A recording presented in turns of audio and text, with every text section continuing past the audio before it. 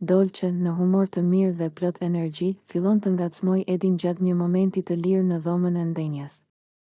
Ajo afrohet me të, i buzëqesh me një shikim lojcak dhe fillon t'i bëj shaka, duke e prekur lehtë në supë dhe duke i folur me një ton aq të ngrohtë saqë edhe banorët përreth nisin të qeshin. Ajo i afrohet më shumë dhe, për ta çuar më tej lojën e saj, e prek lehtësisht në qafë me qëllim që ta ngacmojë e ta vërë në siklet. Në të njëjtën kohë, ajo i hidhet lojcak në prerin e tij, duke e bërë situatën edhe më komike për banorët që po shikonin skenën. Edi, i zënë ngushtë nga gjithë ky vëmendje, mundohet të ruaj seriozitetin, por nuk e mban dot veten. Ai nis të qesh me gjithë shpirt, fytyra i skuqet dhe energjia e Dolces duket qartë se po e çliron nga çdo tension. Ti s'ke të sosur, i thot ai, duke tundur kokën me buzëqeshje. Dolce qesh me zë të lartë, e lumtur që e ka vënë Edin në siklet në mënyrë të këndshme.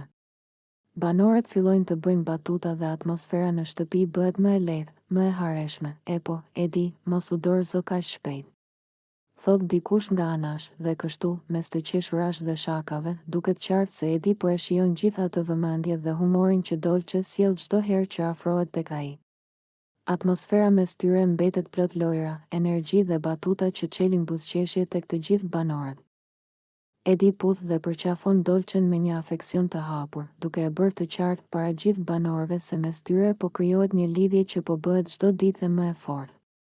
Ata arrin afër njëri tjetrit, duken të relaksuar dhe të qeshur, sikur pjesa tjetër e shtëpisë nuk ekziston. Banorët i shohin se si shkëmbejnë batuta, për këdhelje të lehta dhe momente të qeta ku thjesht shijojnë shoqërinë e njëri tjetrit, duke dhënë përshtypjen e një çifti që po e gjen veten natyrshëm.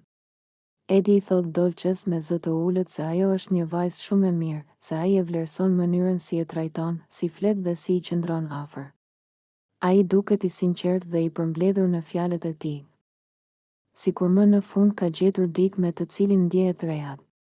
Ndërsa e mban në krah, Edi i rrëfen se nuk po e sheh këtë gjë si një lojë ose si një moment kalimtar, por si diçka që mund të shkojë më larg. Ai i tregon se dëshiron diçka serioze, se nuk po e kërkon thjesht një lidhje të përkohshme brenda shtëpisë, por diçka më të thellë dhe të qëndrueshme.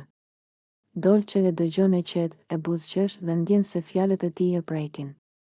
Të dy vazhdojnë të qëndrojnë të përqafuar, duke krijuar një atmosferë të butë dhe të ngrohtë që bie në sy të gjithëve. Ndërkohë, banorët fillojnë të komentojnë për afërsinë e tyre, duke vënë re se marrëdhënia mes tyre po bëhet gjithnjë më e dukshme dhe më e fuqishme. Sidoqoftë, Edi dhe Dolce duken të përqendruar vetëm te njëri tjetri, duke e lënë gjithçka tjetër në hije ndërsa kalojnë kohë të bukur së bashku. Eliona përplas fjalët me tone të larta ndaj Benitës dhe debati mes tyre bëhet edhe më i fortë se më parë. Ajo e shikon drejt në sy dhe i thot hapur se sjelljet e Benitës kanë qenë prej kohësh kontradiktore, duke e quajtur atë dyfytyrshe për mënyrën se si sillet një ditë keq e një ditë mirë. Eliona shton se të gjithë e kanë parë këtë ndryshim të papritur dhe se sipas saj, Benita po përpiqet t'i mashtrojë banorët me një imazh të rrem. Ajo vazhdon duke i thënë se askush në shtëpi nuk bindet nga sjelljet e Benitës, sepse gjithçka që bën duket e detyruar dhe jo e sinqert. Eliona i thot se kjo lloj loje është aq e dukshme sa, sipas saj, vetëm dikush që nuk mendon mirë do ta provonte këtë mënyrë për të manipuluar situatën. Ajo i thot trosh se Benita nuk mund të mashtrojë askënd, as banorët dhe as publikun, sepse të gjithë kanë parë se si ajo ka vepruar deri tani. E tensionuar, Eliona vazhdon duke thënë se Benita nuk e meriton të qëndrojë në shtëpi, sepse ka sjell vetëm energji të keqe, debate të panevojshme dhe sjellje që s'kan qenë asnjëherë të drejta. Sipas Elionës, Benita mundohet të shtiret, por e vërteta i del çdo herë në sipërfaqe.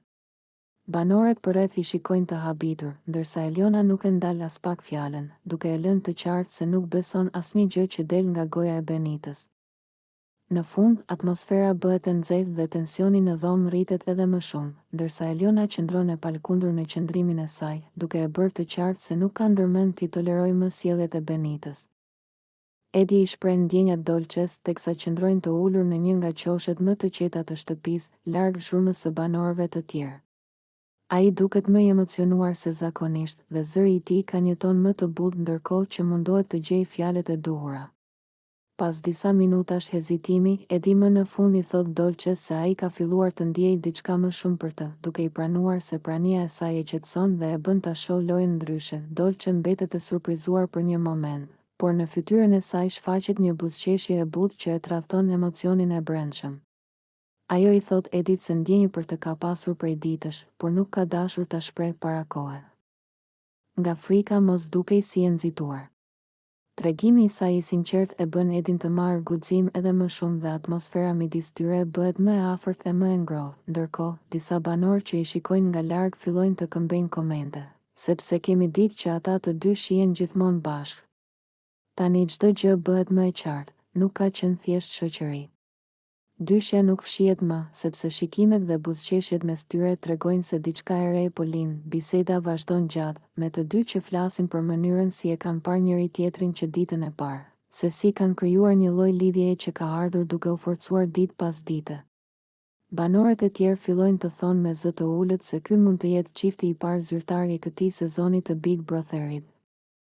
Sidomos tani që të dy e kanë pranuar hapur pëlqimin e tyre, Edi dhe Dolce duken më të qetë se kurrë, si dy persona që më në fund kanë vendosur t'i japin një emër asaj që ka ekzistuar mes tyre kohë të gjatë. Në shtëpi po krijohet një atmosferë e re rreth tyre dhe të gjithë presin se çfarë do të ndodhë më tej me këtë lidhje që po merr formë. Edi e ngacmon Benitën me një qetësi provokuese, duke e parë drejtë në sy dhe duke i thënë me një buzëqeshje ironike se ajo është bërë xheloze për të. Ai e vëren se Benita ndryshon ton sa herë ai afrohet me Dolcen, dhe këtë gjë e përdor për ta thumbuar edhe më shumë. Me një ton tallës, Edi thot se ajo dikur ka dashur vëmendjen e tij, por se ai nuk ka pasur dhe nuk ka as tani ndjenja për të. Ai vazhdon duke ia bërë të qartë se zemra dhe interesi i tij janë tek Dolce, dhe këtë e thot me qëllim që Benita ta dëgjojë sa më qartë. Benita i kthen shikimin e acaruar, por Edi nuk ndalet. Ai i thot se gjithë sjelljet e saj, komentet, thumbimet dhe shpërthimet e vogla janë thjesht shenja xhelozie të maskuara si lojë. Madje shton se edhe banorët e tjerë e kanë kuptuar këtë dhe se ajo s'po i fshet dot emocionet. Pastaj Edi e ngacmon akoma më shumë duke i thënë se ajo e ka të vështirë të pranojë që ai ka zgjedhur Dolcen dhe jo atë, dhe se mënyra si reagon vetëm e tradhton. Ai nis të qesh me fjalët e veta, sepse e sheh që Benita po irritohet, por gjithsesi përpiqet të mbajë kontrollin. Benita përpiqet të mohojë gjithçka, por Edi i ndërpret fjalën dhe e tall edhe më shumë, duke i thënë se s'mund të mashtrojë askënd dhe se nuk ka arsye të ofendohet, thjesht duhet ta pranojë realitetin. Situata bëhet më e tensionuar, ndërsa Edi vazhdon me fjalë të lehta por therrse. Duke e vënë Benitën para të gjithëve në pozitë të vështirë, atmosfera rreth tyre ngarkohet dhe banorët e tjerë fillojnë të vërejnë se po lind një tjetër konflikt, ndërsa Edi vazhdon të qesh nën hunë, i kënaqur që e ka acaruar Benitën deri në atë pikë. Dolce dhe Edi po kalojnë gjithnjë e më shumë kohë me njëri tjetrin, aq sa kjo po bie në sy edhe tek banorët e tjerë të shtëpisë. Çdo ditë që kalon, ata duken më të afërt, më të qetë dhe më të lirshëm në prezencën e njëri tjetrit. Madje, shpesh shihen të ulur pranë, duke biseduar me tone të buta, duke qeshur me batuta të vogla dhe duke ndarë mendime për situatat brenda shtëpisë. Në obor, kur po pinin kafen e mëngjesit, disa banorë i vrojtonin nga larg dhe vërenin se dyshja dukej si të shkputur nga zhurma e shtëpisë. Dolce i fliste Edit me një qetësi të rrallë, dhe ai e dëgjonte me kujdes, gjë që nuk e bën shpesh me të tjerët. Disa banorë komentojnë mes tyre se kjo afrimitet nuk është i rastësishëm, se diçka ka ndryshuar në energjinë e tyre. Në ambientet e brendshme, situata është njësoj. Ata shpesh përfundojnë duke ndenjur në të njëjtën tavolinë, duke bërë plane për lojën, duke diskutuar strategjitë e banorëve të tjerë ose thjesht duke folur për gjëra të vogla që i bëjnë të ndihen të relaksuar. Banorët e tjerë ndonjëherë i ngacmojnë me shaka për faktin që janë bërë gati të pandar, por Dolce dhe Edi vetëm qeshin dhe vazhdojnë bisedën, pavarësisht komenteve të shtëpisë.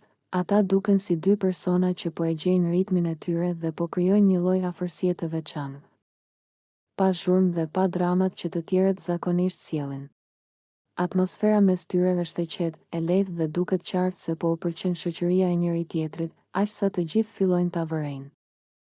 Eliona kalon orë të tëra duke pastruar të gjithë shtëpinë, sikur të kishte marrë përsipër detyrën e një ambise të vetme në një ambient ku jetojnë 10 banorë. Ajo zgjohet herët përpara shumicës dhe nis punën e saj me qetësi, mbledh gotat e lëna nëpër tavolina, pastron dyshemet, rregullon divanet, sistematizon këndet e rrëmujshme dhe zhvendos sendet që banorët i hedhin kudo pa menduar. Duket qartë se Eliona po gjen një lloj paqeje në këto detyra. Ndërsa të tjerët merren me debate, strategji dhe biseda të pafundme, ajo rri e fokusuar në punët e shtëpisë, duke u kthyer pothuajse në një figurë të heshtur që kujdeset për gjithçka pa kërkuar vëmendje. Në momente të ndryshme, disa banorë e shikojnë me admirim, ndërsa të tjerë e marrin të mirëqen mundin e saj, sikur pastrimi të ishte detyrë që i takonte vetëm Elionës. Në kuzhinë, ajo lan enët me durim edhe kur pirgjet janë të mëdha. Në korridor, ajo fshin dyshemen me ritëm të rregullt, ndërsa vetëm shurma e fshesës dëgjohet në sfond. Në dhomën e gjumit, ndreq jastëkët dhe rregullon bataniet pa bërë asnjë koment, edhe pse është e vetme në këtë mision të përditshëm. Eliona duket sikur e përdor këtë kohë për t'u shkputur nga tensionet e shtëpisë. Kjo rutinë e qetë ndihmon të mos përfshihet në dramën që shpërthen çdo orë mes banorëve të tjerë. Megjithatë, disa banorë kanë filluar të pyesin veten se pse Eliona po e mban gjithë këtë barë mbi shpinë. Ajo nuk ankohet asnjëherë, nuk kërkon ndihmë dhe nuk pret mirënjohje, thjesht punon, sikur kjo ta bënte të ndihej më e sigurt dhe më e qetë. Në fund të ditës, shtëpia shkëlqen dhe Eliona, edhe pse e lodhur, duket më e qetësuar se të gjithë të tjerët. Atmosfera rreth saj mbetet e butë dhe e heshtur, një kontrast i fortë me kaosin e banorëve të tjerë. Benita fillon të sillet krejt ndryshe me Elionën, sikur të ishte kthyer papritur në një vajzë të sjellshme, të qetë dhe të kujdesshme. Ajo i afrohet me buzëqeshje, i flet me tone të buta dhe mundohet të krijojë një atmosferë sa më miqësore, duke e lënë pas dorës konfliktin e ditëve të kaluara. Në shtëpi të gjithë e vërejnë ndryshimin e menjëhershëm, sidomos Eliona, e cila e njeh mirë mënyrën si sillet Benita. Ndërsa bisedojnë në kuzhinë, Benita i thot Elionës se dëshiron të ketë një marrëdhënie të qetë me të, se nuk do më debate dhe se ka reflektuar për sjelljet e veta. Ajo e luan vajzën e mirë në çdo detaj, duke e lavdëruar Elionën, duke i thënë gjëra pozitive dhe duke u treguar shumë e kujdesshme që të mos e ofendojë në asnjë mënyrë, por Eliona, edhe pse e dëgjon, nuk është plotësisht e bindur. Në fytyrën e Benitës vërehet një lloj luhatjeje, sikur ajo po përpiqet të fshehë diçka. Duket sikur sjellja e ëmbël është më shumë një maskë se sa një ndryshim i vërtetë. Banorët e tjerë kanë filluar ta komentojnë këtë situatë, duke thënë se Benita ndoshta po përdor lojën e vajzës së mirë për të pastruar imazhin e saj, sidomos pas debateve të forta që ka pasur në momente të caktuara. Kur mendon se askush nuk e shikon, te Benita shfaqet sërish ajo shpreha e vjetër e ashpër. Por ajo menjëherë rikthehet në versionin e zbutur të vetes kur ndonjë banor i afrohet. Sjellja e saj e dyfish vetëm sa e shton dyshimin se Benita po fshihet pas një fasade dhe se ana e saj e keqe është ende aty, gati të dalë sapo t'i jepet mundësia. Ndërkohë, Eliona qëndron e rezervuar. Ajo i përgjigjet me mirësjellje, por mban distancë emocionale, sikur të mos dëshirojë të mashtrohet nga ky ndryshim i papritur. Është e qartë se mes tyre ka ende shumë gjëra të pasgjidhura dhe Eliona pret që koha të tregojë nëse Benita me të vërtetë është ndryshuar, apo thjesht po bën vajzën e mirë për interes. Eliona, teksa po qëndronte në dhomën e ndenjes me disa nga banorët, fillon të flasë më hapur për mënyrën se si e shetonin brenda shtëpisë. Ajo duket e qetë, por në tonin e saj ndihet një lloj mospëlqimi i mbledhur prej ditësh. Me duart e kryqëzuara dhe një vështrim të prerë, kërkon vëmendjen e grupit dhe nis të shpjegojë mendimin e saj. Elieni pak tonin, thot ajo, duke tundur kokën me mosbesim. Ai po shtiret. Me të gjithë, nuk është i sinqert fare. Banorët e tjerë e shikojnë me kurreshtje, duke pritur që ajo të vazhdojë. Eliona merr frym thellë dhe shpjegon se e ka vënë re se toni sillet ndryshe me çdo person në shtëpi, dhe kjo gjë po e bën atë të mos ketë as edhe një pikë besimi. Ai flet me mua në një mënyrë, pastaj shkon te dikush tjetër dhe ndryshon qëndrim sikur të ishte person tjetër. Nuk më duket as pak i vërtet, thot ajo, ndërsa lëviz duart për të theksuar fjalët. Unë nuk i ha këto lojërat. Ndjenjat e tij për mua nuk vlen, sepse nuk duken reale. Një nga banorët përpiqet ta pyes pse mendon kështu, por Eliona vazhdon me më shumë siguri, e kam parë disa herë. Ai i afrohet njerëzve sipas interesit të tij, jo sepse i pëlqen apo sepse ka ndjenjë të vërtetë. Dhe s'është vetëm me mua. Me të gjithë ka një mask tjetër, shton ajo, e cila duket qartë se është lodhur nga energjia që merr prej tij. Disa banorë shkëmbejnë shikime të habitura. Të tjerë tundin kokën sikur po e përkrahin. Atmosfera bëhet pak më e tensionuar, sepse fjalët e Elionës janë të drejtpërdrejta dhe pa filtra. Unë thjesht nuk i besoj. Dhe derisa të më tregoj një anë të vërtet, jo atë të programuar, unë s'ka shans t'i besoj ndonjë gjë, përfundon ajo, duke e bërë të qartë se e ka mbyllur temën për momentin. Mbi tavolinë bie një heshtje e shkurtër, dhe është e dukshme se mendimi i saj ka lënë gjurmë tek të gjithë.